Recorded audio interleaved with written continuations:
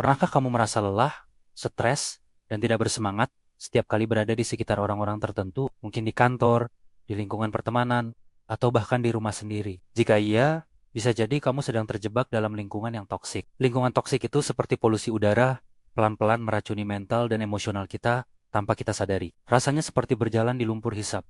Semakin kita bergerak, semakin kita terhisap ke dalam energi kita terkuras, kepercayaan diri menurun, dan kita jadi ragu dengan kemampuan diri sendiri. Tapi, kabar baiknya adalah kita tidak harus selamanya terjebak di sana. Kita punya kekuatan untuk keluar dan menciptakan lingkungan yang lebih sehat untuk diri kita sendiri. Pertanyaannya, bagaimana caranya? Ini bukan proses yang mudah dan cepat, tapi sangat mungkin untuk dilakukan. Langkah pertama dan paling penting adalah menyadari dan menerima bahwa kamu berada di lingkungan yang toksik. Seringkali kita menyangkal atau mencoba memaklumi perilaku buruk orang lain dengan alasan, mungkin dia lagi stres atau memang sifatnya begitu. Tapi jika interaksi itu secara konsisten membuatmu merasa buruk, cemas, atau tidak berharga, itulah tandanya. Coba perhatikan perasaanmu. Apakah kamu merasa lebih lega saat sendirian? Apakah kamu takut mengutarakan pendapatmu karena khawatir akan dihakimi atau diremehkan? Jika jawabannya iya, inilah saatnya untuk jujur pada diri sendiri. Mengakui masalah adalah separuh dari solusi. Setelah kita sadar, langkah selanjutnya adalah membangun batasan yang jelas. Ini adalah bagian yang paling menantang bagi banyak orang, terutama bagi kita yang cenderung tidak enakan. Batasan bukan berarti kita membangun tembok dan menjadi orang yang dingin. Batasan adalah cara kita melindungi energi dan kesehatan mental kita. Mulailah dari hal-hal kecil. Misalnya, jika ada teman yang selalu menelepon hanya untuk mengeluh berjam-jam dan itu membuatmu lelah, kamu bisa berkata, "Aku cuma punya waktu 15 menit untuk bicara sekarang. Setelah itu aku ada urusan lain." Atau jika ada rekan kerja yang sering memberikan komentar negatif tentang pekerjaanmu, kamu bisa merespons dengan tenang.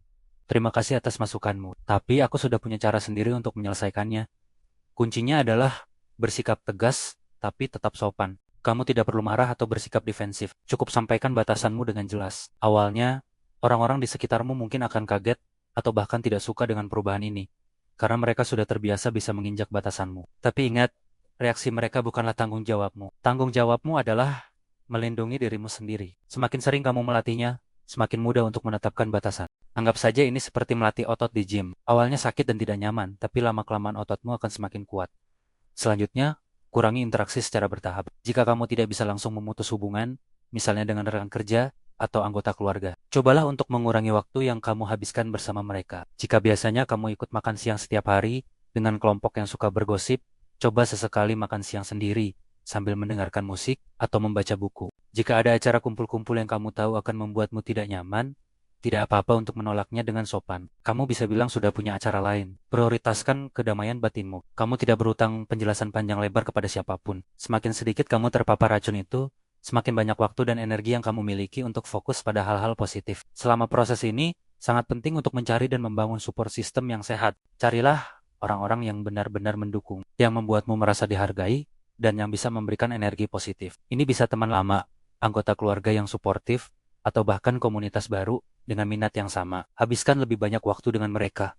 Ceritakan apa yang kamu rasakan. Mendapatkan perspektif dari orang lain yang peduli bisa sangat membantu dan menguatkan. Kamu akan sadar bahwa kamu tidak sendirian dan apa yang kamu rasakan itu valid. Lingkungan yang positif akan menjadi penawar dari racun yang selama ini kamu terima. Mereka akan mengingatkanmu tentang nilaimu saat kamu mulai meragukan dirimu sendiri. Kemudian, fokuslah pada pengembangan diri dan hal-hal yang kamu sukai. Saat kita berada di lingkungan toksik, kita seringkali lupa siapa diri kita sebenarnya. Kita terlalu sibuk mencoba menyenangkan orang lain atau melindungi diri dari serangan, sampai kita kehilangan koneksi dengan diri sendiri. Sekarang adalah waktunya untuk menemukannya kembali. Apa hobimu yang sudah lama tidak kamu lakukan? Apakah ada keahlian baru yang ingin kamu pelajari? Mungkin kamu ingin mulai berolahraga, melukis, menulis, atau belajar bahasa baru. Melakukan hal-hal yang membuatmu bahagia dan merasa berprestasi akan meningkatkan kepercayaan dirimu secara signifikan. Ini adalah cara untuk mengisi kembali tangki energimu yang kosong dan membuktikan pada dirimu sendiri bahwa kamu mampu dan berharga, terlepas dari apa kata orang lain. Jika lingkungan toksik itu ada di tempat kerja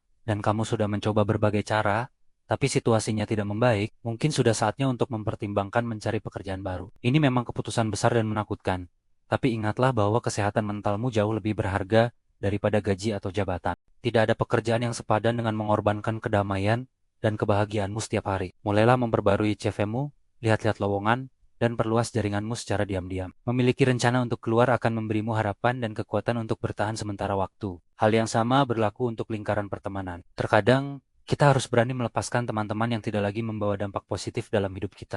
Persahabatan seharusnya saling mengangkat, bukan saling menjatuhkan. Jika sebuah pertemanan hanya berisi drama, kritik, dan energi negatif, mungkin itu bukan lagi persahabatan yang sehat. Melepaskan seseorang bukan berarti kamu membenci mereka. Itu artinya kamu cukup mencintai dirimu sendiri untuk tidak membiarkan siapapun merusak kedamaianmu. Proses keluar dari lingkungan toksik ini adalah sebuah perjalanan. Akan ada hari-hari di mana kamu merasa kuat dan ada hari-hari di mana kamu merasa ragu. Itu normal. Yang terpenting adalah jangan menyerah pada dirimu sendiri. Maafkan dirimu karena telah membiarkan dirimu berada dalam situasi itu terlalu lama. Kita semua membuat kesalahan dan belajar dari pengalaman. Yang penting adalah apa yang kamu lakukan sekarang untuk masa depanmu. Setiap langkah kecil yang kamu ambil untuk melindungi dirimu adalah sebuah kemenangan besar. Terakhir, jika kamu merasa sangat kesulitan dan dampaknya sudah sangat parah, hingga memengaruhi kesehatan mentalmu secara serius, jangan ragu untuk mencari bantuan profesional seperti psikolog atau konselor. Mereka bisa memberimu alat dan strategi yang lebih spesifik untuk menghadapi situasimu dan memulihkan luka batin yang mungkin timbul. Ingat, mencari bantuan adalah tanda kekuatan, bukan kelemahan. Kamu berhak untuk bahagia. Kamu berhak untuk berada di lingkungan yang membuatmu tumbuh dan berkembang. Kamu berhak untuk dikelilingi oleh orang-orang yang menghargai dan mendukungmu. Mulailah langkah pertamamu hari ini. Percayalah pada dirimu sendiri. Kamu lebih kuat dari yang kamu kira. Terima kasih sudah menonton video ini. Semoga apa yang kita bahas hari ini bisa bermanfaat dan memberimu kekuatan. Jangan lupa untuk like, komen, dan subscribe agar kita bisa terus belajar bersama. Sampai jumpa di video selanjutnya.